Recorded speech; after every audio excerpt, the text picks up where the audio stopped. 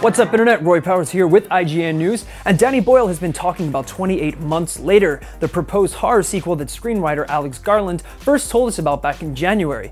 Boyle directed the original 28 Days Later, but only executive produced 28 Weeks Later. However, he's told us that he would return to the director's chair if the film is sufficiently different to what's gone before. I love doing stuff that is like, you think, how are you going to do that? How would you do that? You know, it's like, wow. It's like this project, it's like the Steve Jobs. You go, how would you do that? It's like, you know, that's a wonderful place to start off.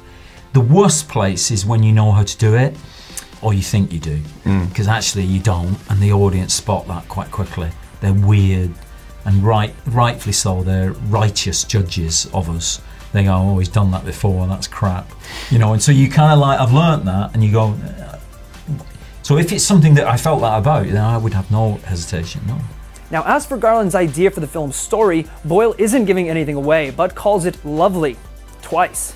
Yeah, he did, and it is a good idea, yeah, which I can't obviously say what it is, but it was a lovely idea, because there's been so many stories told, since we did the first one, there's been so many stories told, you know, television and other movies and stuff like that. It's become such a popular device, The Walking Dead, if you like, or zombies, or the infected as we call them. Yeah. But he had a lovely idea on it, and it's being worked on, yeah. And it's not as far advanced. I can't tell you any more about it than that. It's not as far advanced as Trainspotting, but then it started as Trainspotting 2, but then it started later, really, like you say.